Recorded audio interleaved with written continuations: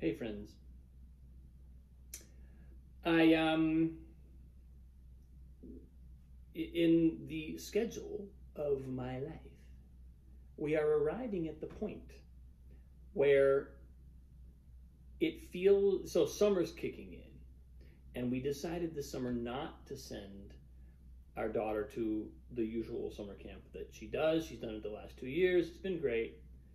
But we decided not to do that this year, and I sort of was the one who kind of led that, I suppose you could say, because I thought we could use our time other ways. We have lots of other interesting things we can do. And today, as if to answer that,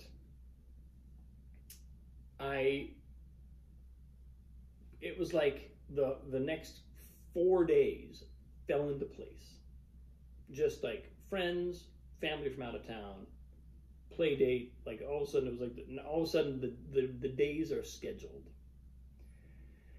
And I had this feeling, it's sort of, it's interesting when summer rolls around and when this happens, because it's been that way, not so much 2 years ago, but 1 year ago, it was kind of like this. I had the sense that,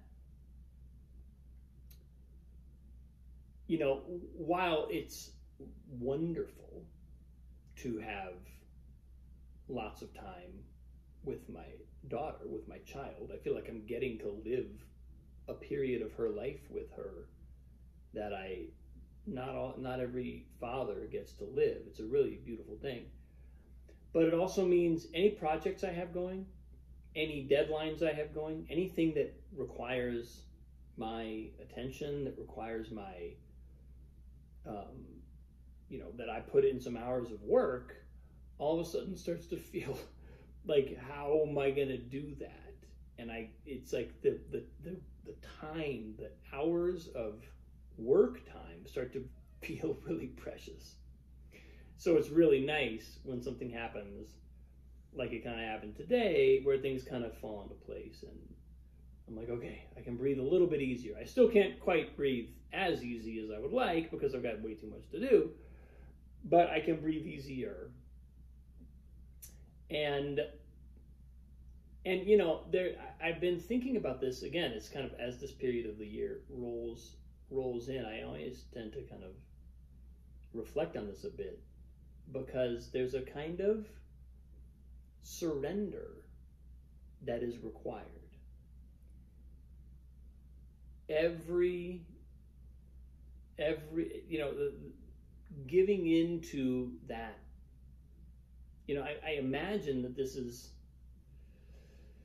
something universally felt by parents, but especially whoever the primary caregiver is.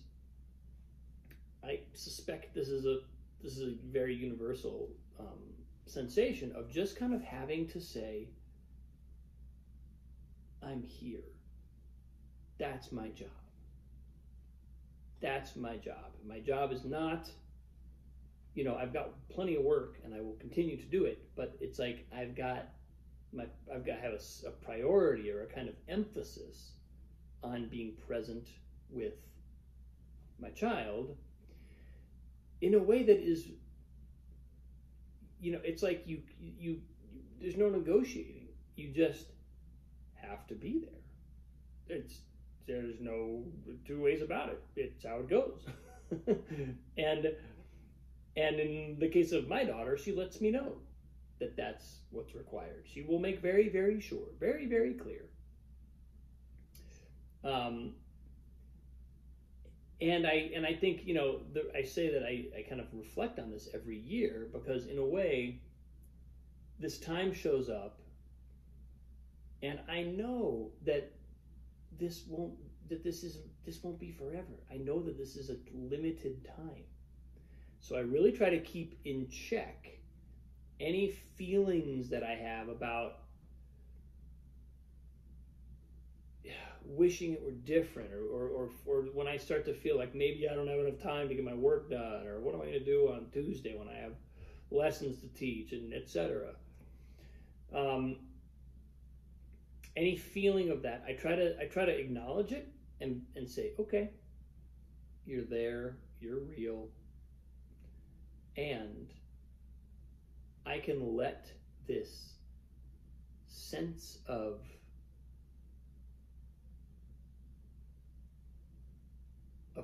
presence, this necessity of being present,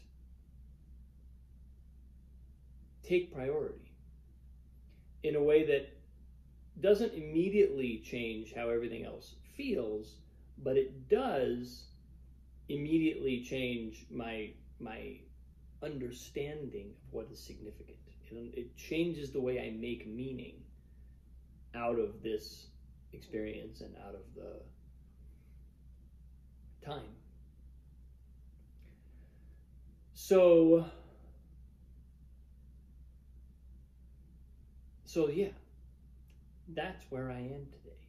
I'm in that place of tomorrow morning, my wife's going to go off to work and I'm going to have a day with my daughter. And I'm looking forward to this. I'm looking forward to seeing what this is like and what this time really brings. I think sometimes it's like it used to be the case that was normal. That was just how the world worked. That's what people did. Now we're at a place where it's like things can be different than that, and things can be, our professions, our careers can sort of take precedence over that. But it really used to be the case that was that connection to a child. That's what we did. That was one of our primary jobs. Not necessarily as a male. There's certainly a nice long history of sort of patriarchal absence, but it's a universal and ongoing experience, and I think it's one that when I look around and I read about what's happening with this generation of kids, you can't hardly, like, if you're a parent these days, you're reading the things that parents read, out of like either the articles that come out about it or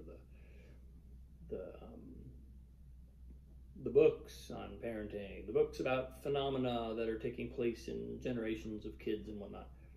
It certainly appears that a real consistent presence and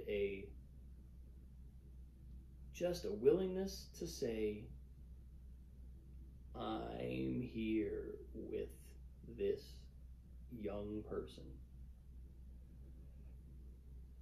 and then help direct their attention, right? One of the things the information age has given us is a zillion different ways of distracting children or keeping them occupied with information, with entertainment, with whatever, while we do our work. And I don't sense that is always healthy.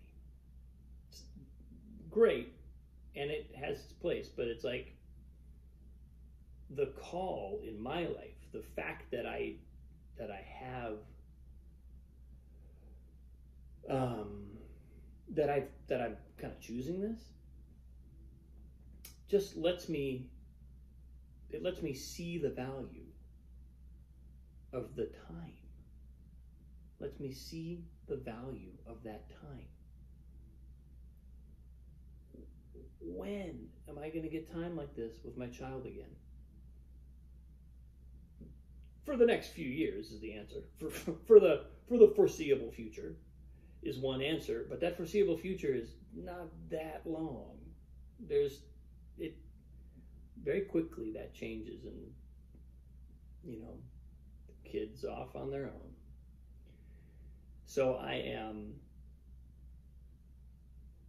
I both cultivate a gratitude around this when I feel any kind of resistance to it, but I also, as soon as I surrender,